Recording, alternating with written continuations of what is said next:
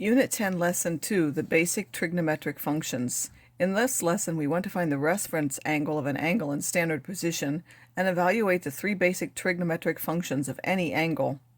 Recall right-angle trigonometry, which had the ratios for any value from 0 to 90, that if the angle, again, theta had to be between 0 and 90, we took the sine was the opposite over the hypotenuse, the cosine was the adjacent over the hypotenuse, and the tangent was the opposite over the adjacent. Again, to remember that, some people use sine as the opposite over the hypotenuse, cosine is the adjacent over the hypotenuse, and tangent is the opposite over the adjacent, to help them remember that, saying SOHCAHTOA in order to remember those three definitions. To me, it's just as easy to remember the sine is the opposite over the hypotenuse, but you have to do whatever works best for you. We're going to extend from the basic definition that we used in geometry and before that, and we're going to extend these definitions to any kind of angle. They could go around any number of times, and we want to be able to define the sine. So in order to do this, we're going to have two triangles that we need to know the values for. There's 45, 45, 90, which is the same as pi over 4, and pi over 2. They all have to be similar to the given one. Across from the 45 is 1, across from the other 45 is 1, and then across from the right angle is the square root of 2. Everyone needs to memorize that in some way. Again, actually, any 45, 45, 90 is similar to this one, meaning we could multiply this by k and k and k, but if we take the ratio, the k's on the top and the k on the bottom will cancel, so we can simply restrict ourselves to the basic one, which is 1, 1, the square root of 2. For this, the sine of 45 is 1 over the square root of 2, the cosine of 45 is 1 over the square root of 2, and the tangent of 45 is 1 over 1, which just gives us 1. You may remember those after using them enough, but we're simply going to focus on remembering this basic triangle. We also need to know a 30, 60, 90 triangle, which again is pi over 6, pi over 3, pi over 2, and all of the triangles are similar to this one. Again, how can you remember that? Across from the 30 is the 1, across from the 60 is the square root of 3, and across from the hypotenuse is the 2. I like to remember that one, 1 to the square root of 3, even though in terms of order it's 1 square root of 3, 2, simply because it rolls off my tongue better that way. But again, you remember it whichever way you want, as long as you know across from the 30 is the 1, across from the 60 is the square root of 3, and across from the right angle is the 2. We're now going to extend our definition of trigonometric functions to any angle by considering an angle's reference angle, which is the acute angle formed by the terminal side of an angle in standard position and the x-axis. So it's always between the terminal side and the x-axis. Some people get confused and they go to the y. It's always to the x-axis. So if I start in the first quadrant and I take an angle theta, this is always, of course, my initial side. This is my terminal side. This is my angle theta.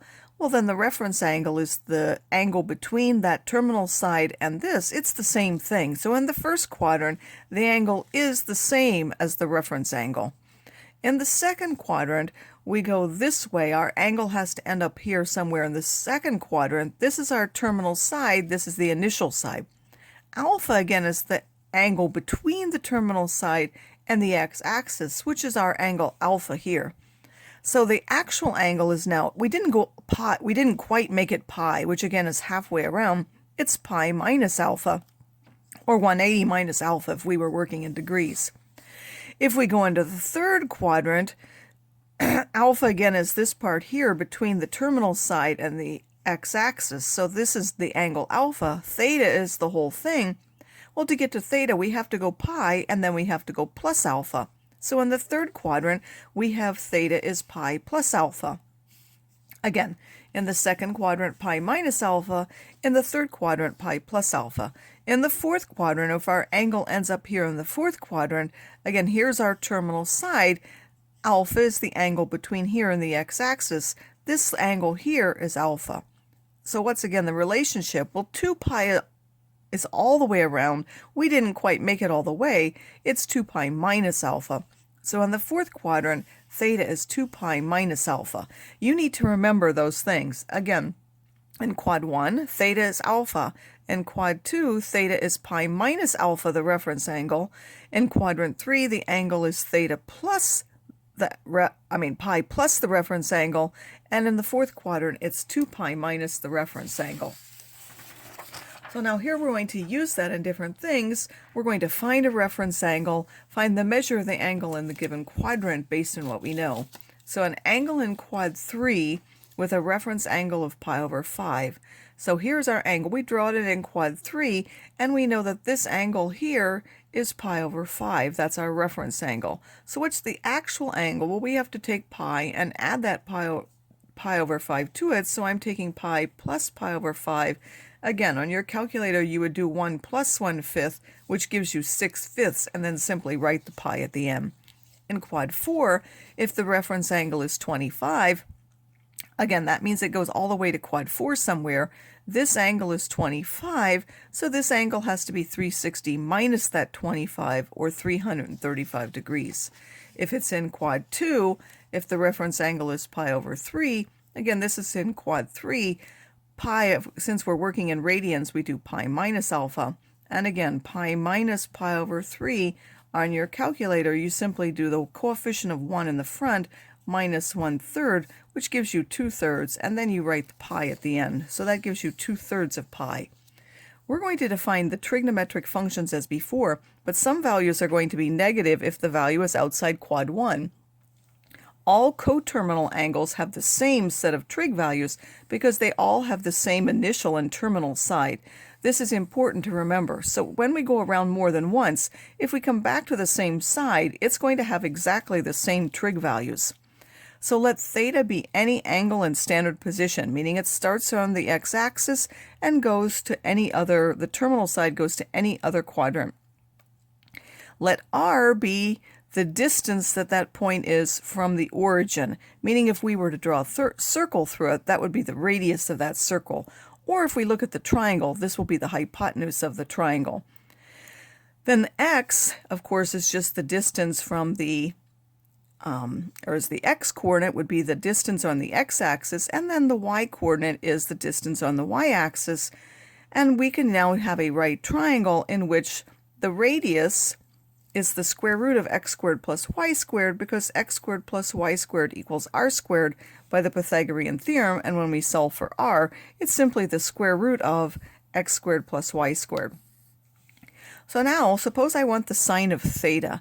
I'm not going to look at theta. I'm going to look at the one with the reference angle. So this is the reference angle alpha again for this particular example. I'm going to look at alpha and find the sine. Well, the sine is the opposite over the hypotenuse.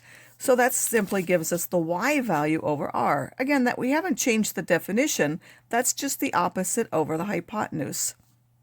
The cosine is going to be the x-coordinate over r.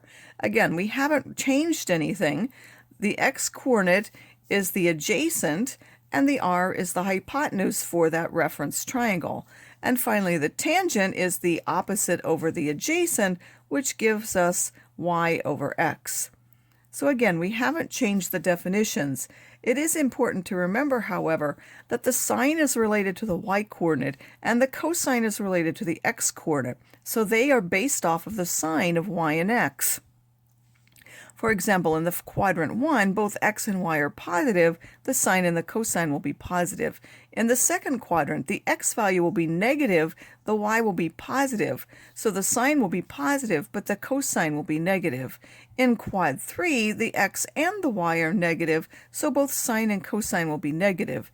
In the fourth quadrant, we have the x is positive and the y is negative. In that case, the sine will be negative and the cosine will be positive. So it simply depends on which quadrant that coordinate is in and whether that value will be positive or negative. Tangent, which is y over x, will be positive when both y and x are positive, which will be in quadrants 1 and 3, or it will be negative if just one of those which is negative, which is in quadrants 2 and 4. That's all that this is really saying. It's telling you how to use the fact of the that this is related to x and y, and the tangent is related to both, to tell you whether the sine or the cosine is going to be positive or negative.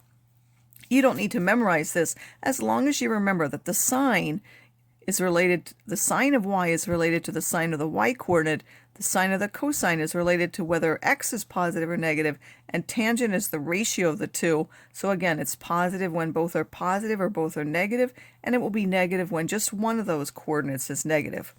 You can also use the definition up here of sine to know that the y coordinate is r times the sine of theta, and the x coordinate is r times the cosine of theta. If we had a unit circle in which r is 1, then the y coordinate is the sine and the x coordinate is the cosine.